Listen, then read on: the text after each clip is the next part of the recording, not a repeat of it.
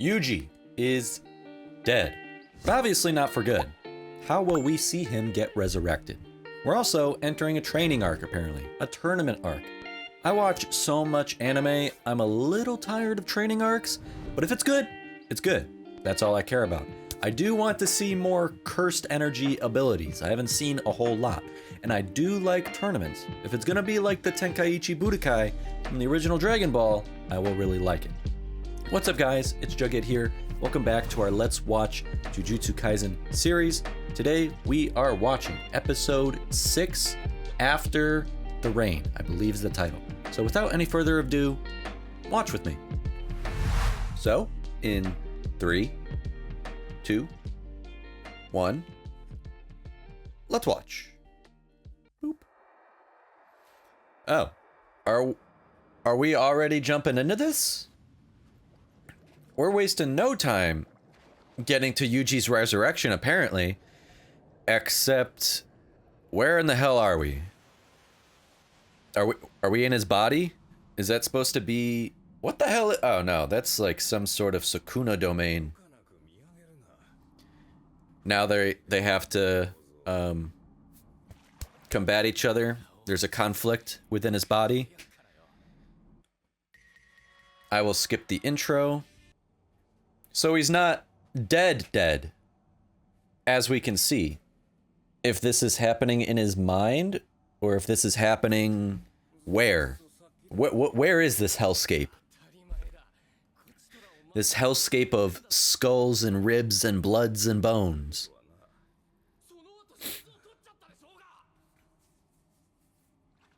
Now he has to bargain for his life. Are we at a crossroads? Because it's not, this isn't hell, or I don't know what you would call this.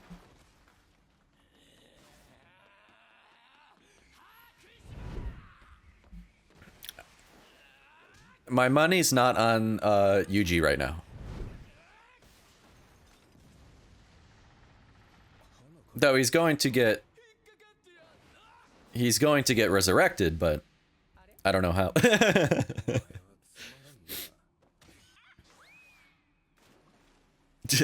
He has to fight for his own life.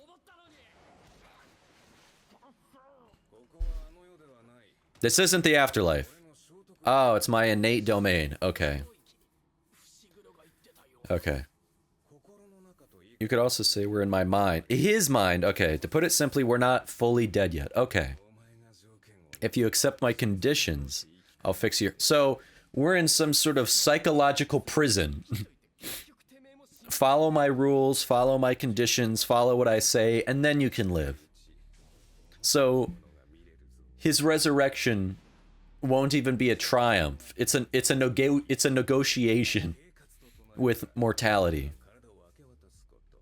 You let me take over your body for a minute. Second, and you'll forget about our agreement. Yuji's not that way. He's not going to agree to anything Sukuna says. Yeah. Even death is transactional. Even death has a price. You even have to settle bargains, settle scores, make deals in death. A binding vow, a pact. If I break it, I'll be punished. Yuji's not taking that.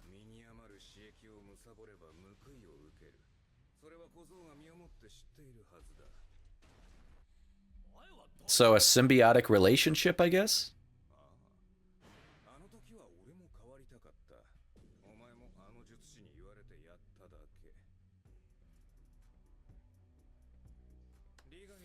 Binding vows founded on mutual interest. It's one of the key concepts in sorcery. Okay. Almost like mutual interest, like guaranteed mutual destruction, like working with your enemy. As long as I get revived, right? Yeah, he's not taking that. He's not accepting that. Revive me without conditions. So how is this gonna work?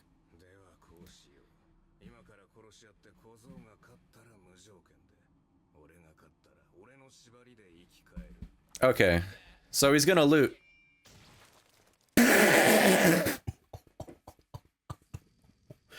So he's coming back with conditions. Okay. He got the consent. He got the okay. Whew. Damn. That was funny. Also so morbid. So the story is gonna be, we got like 3 different plot points to balance here if we're gonna be jumping around. We got the guys in the cafe. I don't know their names because I'm bad with names. And we got the tournament training arc with the rest, with Megumi and Nobara and everybody. And everybody else, I don't know their names either because I'm bad with names. Let's reset this Jujutsu world. Maybe you keep that part hush hush.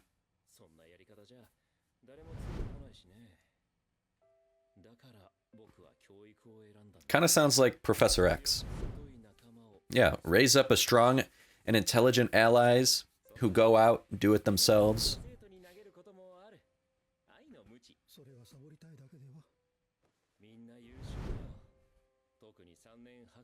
Hakari Okotsu. We've not met them. Don't know them. And Yuji was supposed to be the 3rd. His protege. Oh, you've been here the whole time. He's about to wake up. Yep. Fully nude, too. Let's put some clothes on. Full frontal.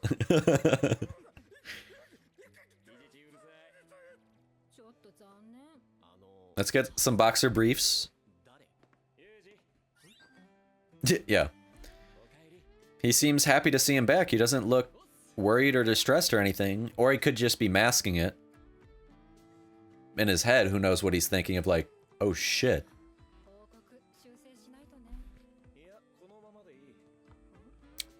Are we gonna keep Yuji dead officially on the paper? Leave him dead on the records? Everything's rigged by politics. In a system rigged by politics, even jujutsu politics. Nothing's different.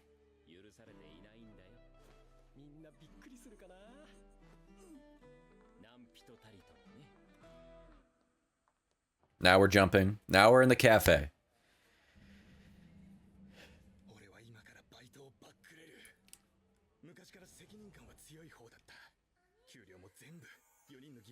See, he have a bad omen? He senses something. If I get close to that table, I'll die. Always go with your gut feeling.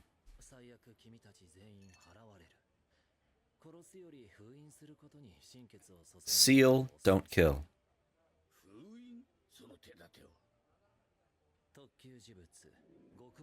Ooh, ooh, we got some lore. What's the prison realm? Oh, he's about to bust. You got him horny with that. Don't go to the table. Don't go to the table. He has the right idea.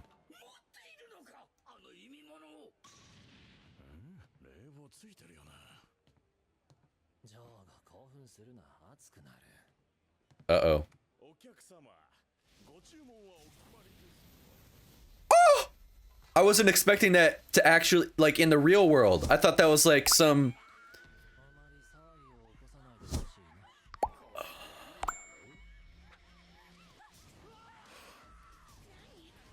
Oh! Oh my god! That is gory and morbid. Get the fuck out of there! Hey, that one guy, yeah. One minute, if you overthought for one more minute, it would have been over. That's why you always go with your gut. Jesus Christ. She's fucked. She even gonna make it? Where's she going to? The door? Yeah, what's the prison realm? Oh, you know, you can kill Gojo with it, I guess. And... Jesus Christ. That is an insane cursed technique, I guess that's called, right? You use your cursed energy, your aura, as the power, and your body's the conduit for whatever technique you have. This is the mother from the guy who was like cut in half a couple episodes ago. Yeah. So, right? I'm trying to relate it to maybe like a Hunter x Hunter. Your aura. Nen. Everybody has Nen. Cursed energy. But you don't determine your Nen type. And that then determines what Nen abilities you can use. So is it the same thing here where your Nen techniques, you don't have a you don't have a choice? Like, did Megumi choose his cursed beasts, and Gojo choose what he does, and Yuji will be able to choose what he does? Or is it a discovery process, and everybody's different?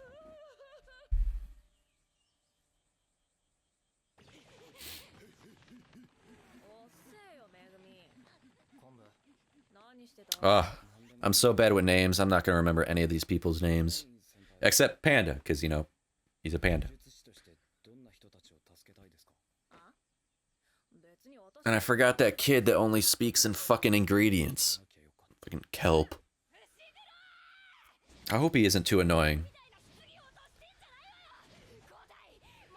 I love Nobara, though. She's a badass. I want to see more of her.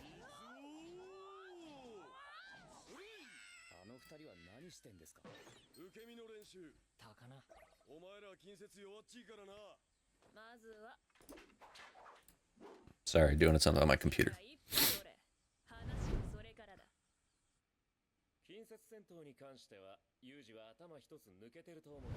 Your head about when it comes to physical combat, close physical combat. Control your cursed energy. Okay, so we're getting some lore. Okay, I'm gonna learn how this works.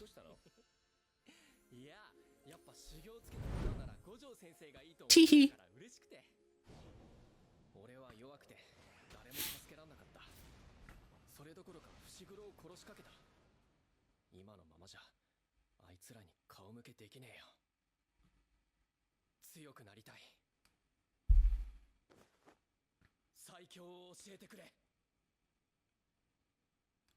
You got your protege back.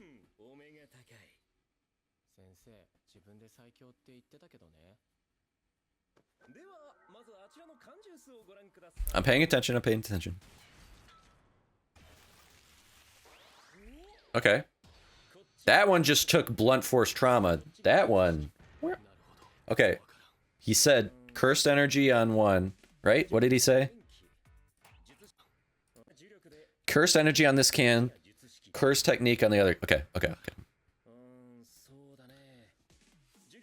Think of cursed energy as electricity, and cursed techniques as the appliances. Electricity by itself has limited uses. That's why we run electricity through appliances for a variety of... Okay, so it is kind of like Nen. That was just pure cursed energy. That's if you're just propelling Nen aura. But I infuse cursed energy into cursed technique, and that... Yeah, okay.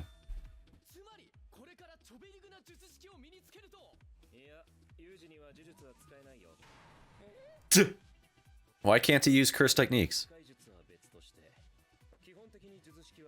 Fundamentally etched into your body from the day you're born. You're having a little existential crisis.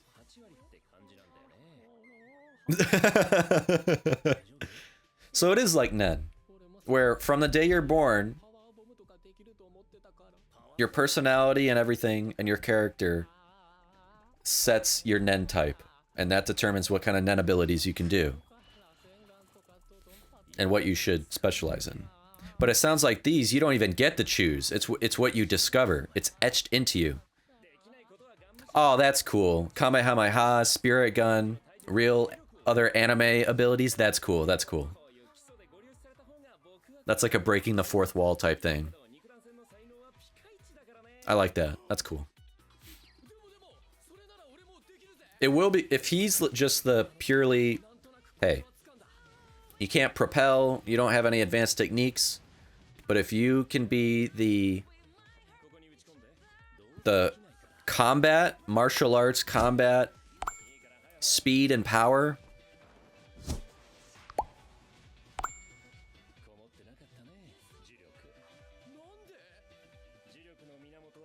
Negative emotions are the source of cursed energy. So you need to have negative emotions. Fear, anger, anxiety. Is that why, yeah. That's why Megumi's also always a little sassy with some attitude, so is Nobara.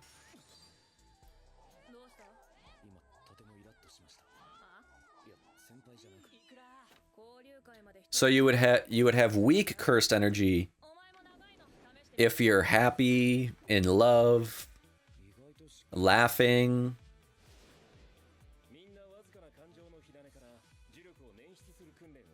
But if you're anxious, afraid, angry, heartbroken,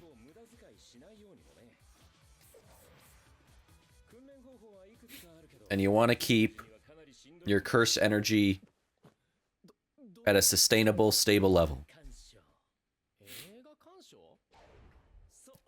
I would love that. I would love this kind of training. Cinephile like me.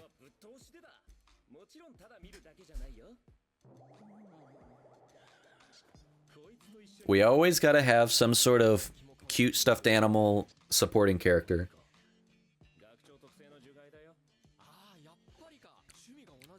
It has boxing. Nope. Get it away from your face. It's got boxing gloves for a reason. Do you not see the boxing gloves?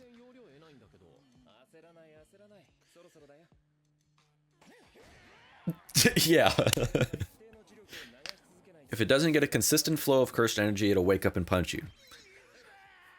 So it's a little training prop to make sure you are always exerting a stable level of cursed energy. And the movies will make you laugh, they'll make you cry, give you suspense, tension. Cool. I understand. So no matter if you're afraid, no matter if you're angry, whatever, it'll be stable.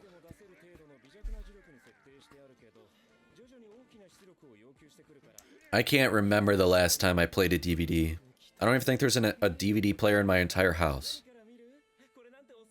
Oh, besides like a gaming console, but that comes with it. Like Xbox or PlayStation or something. Other than that.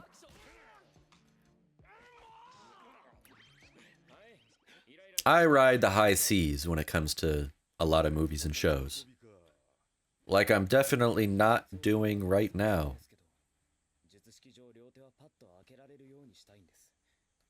This is definitely not parroted. So he can't use cursed tools. He needs his hands for his beasts.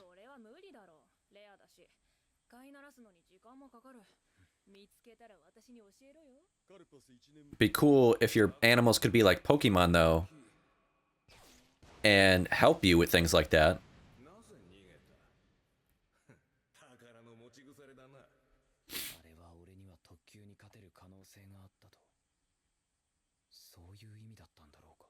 I don't know what he meant.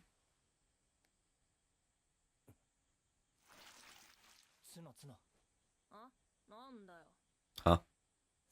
Oh. Again, I forgot that guy only speaks in fucking rice ball ingredients or whatever the hell it is. I was like, tuna, what? I forgot.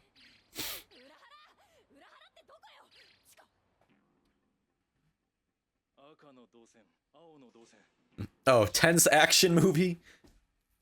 Don't. Steady. Steady.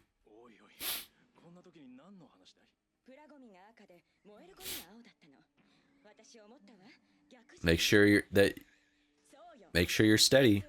He's gonna punch you square in the jaw.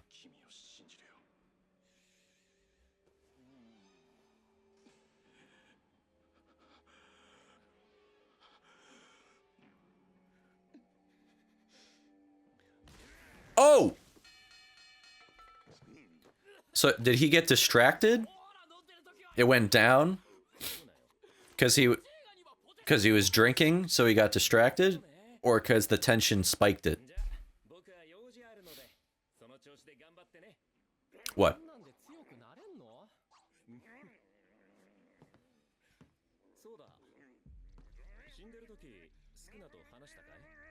Okay. These are important questions. Yeah. These are some important questions to ask. Why didn't you ask them earlier? I feel like these are some of the questions you ask immediately after he fucking wakes up on his own. Yeah, now you sound serious. These questions should have been asked back in the morgue.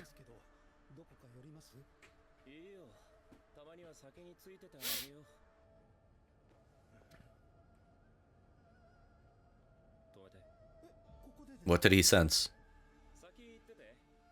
Is it the volcano head guy? Since he said he wants to kill Gojo? How does he find him? How can he tell where Gojo is? Does everybody give off kind of like in Bleach where you can sense somebody's spirit energy? And in Hunter x Hunter 2, there he is. Oh my god, I want to see Gojo go off. Come on, please. Let's kick some ass. I forget your name. Oh, come on! Damn it. Now, let's discuss. So, Yuji wasn't fully dead. Sukuna has the power to resurrect his body, fix his heart, and the hole in his chest. Yuji's mind, his consciousness, or I guess his soul, still resided inside Sukuna's innate domain. So then, is a domain expansion just to... I'm so bad at this part of Jujutsu Kaisen, so is a domain expansion just a projection of this inner innate domain out into the physical world? And so while Sukuna was inside Yuji's body, it was like this innate domain that served as a kind of like his personal space bubble inside Yuji's body where his soul resided. The space let Sukuna's soul exist separate and independently from Yuji's soul and body, which is why they never fully mixed together. You still had two identities. So this metaphysical space was just meant to be a brutal visual of Sukuna's dominion over Yuji. Yuji really punched a wannabe Satan in the jaw and said, "I'm not going to be your plot device. I refuse." As the main character, I don't want to come back to life if it means you come back too. Let's end it right here. But the plot demanded it. So he got his head sliced in half. He has to accept the conditions. And Sukuna proposed a binding vow. He would restore Yuji's heart in exchange for the ability to control Yuji's body for 1 minute if he uttered a certain phrase, on top of the condition Yuji forgets this condition in the first place. Yuji really didn't have a choice here. He's defeated in a millisecond. Sukuna just has overwhelming power, but also cunning to get Yuji to agree and consent, and as soon as the words were uttered and consent was given, sliced him. And Yuji doesn't even know what happened now, since the condition was to forget. So, we will still be following this perilous symbiosis between the two, but with the added lore of binding vows and the tension of, when is Sukuna going to come out? Mutual agreements sealed by cursed energy. Really reminds me of almost the same exact term. Reminds me of the unbreakable vow from Harry Potter. What I also found really interesting is the discussion of Jujutsu politics, much more serious, nuanced conversation from Gojo, who is really a comic relief character so far. He's discontent with the conservative hierarchy of the Jujutsu society. He wishes to reform its structure entirely, nurture and usher in a new generation of sorcerers who will embody his progressive ideals and possess formidable strength at the same time to protect them, much like Professor X. We only got the briefest of references to Okotsu and Hakari. I have no idea who they are, but it indicates Gojo has had a strategy and a foresight for some time in collecting allies capable of challenging the status quo, which is why he's so interested in Yuji. Yuji is supposed to be his next protege. This is precisely why he chooses to keep Yuji's death on the record and the resurrection confidential. Shield Yuji from the political machinations while mentoring him and training him in private. And so I love how a shonen protagonist is having an existential crisis because all he wishes is to be able to use a Bankai, a Rasengan, Spirit Gun, Kamehameha, a true anime fan. He's just like me. He's just like us. We all grew up, I think, wishing we could have some sort of powers. You're watching a cartoon, you're watching an anime, and you wish you could have those powers. We all think about like the question of like, if you had to live in a fantasy world or you had to live in an anime world, which one would you choose? And it's always interesting how the answer would probably flip-flop. If it was guaranteed you would be able to have abilities, you'd probably choose a different one than if you were just an everyday, normal citizen.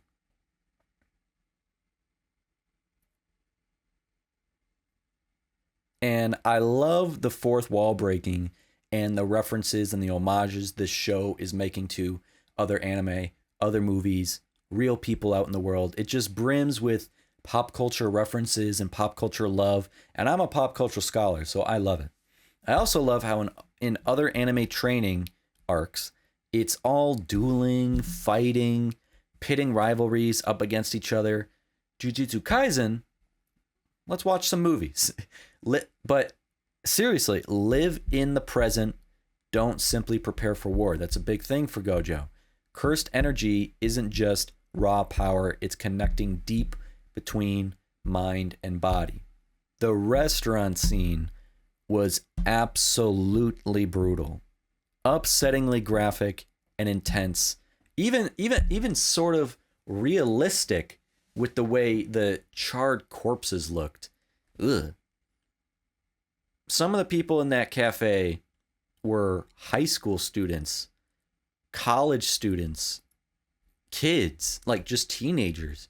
This show isn't holding back on the death. I was kind of shocked, to be honest, how dark it was. I've never seen Chainsaw Man, but I've heard that anime and this one both just kind of say fuck it to civilian casualties and civilian deaths. And I actually wouldn't be surprised if this scene is more brutal than the source material, than the manga. It's almost always the other way around, you know, but I just don't see how the manga could depict that even more brutally. On top of the fact, we get the sound and the movement, the wailing and the crying. It just also tells me the animation studio, I haven't looked up who's doing the animation, that the animation studio is having a bunch of fun with this. It's also hilarious how in this scene, the power level in Jujutsu Kaisen is measured in Sukuna fingers. I think that's funny too. And so with that, with the vague gauge on Jogo's power, I really hope to see a one-sided beatdown massacre next episode.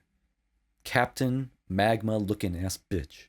I hope he gets destroyed. I can only imagine if episode 7 goes the way I think and hope it goes, it must have broke the internet, honestly. Like, when this show was at its peak in the cultural zeitgeist a few years ago when the episode first aired, if it goes the way I think it'll go. I mean, those cursed spirits are so afraid of Gojo, they just plan to seal him since they know they can't possibly kill him. Just give me an entire 20-minute session of Gojo whooping some ass for episode 7. I'd be so pleased with that. And so this episode is pretty simple, and I think that is where today I'm going to end this shorter discussion. If you enjoyed the video, leaving a like to let me know is very much appreciated. Better yet, subscribe to the channel if you haven't already to stay in the loop. Make sure to keep the conversation going down in the comments below. And having said all that, and with that said, so long, farewell, until next time, thank you, have a good one.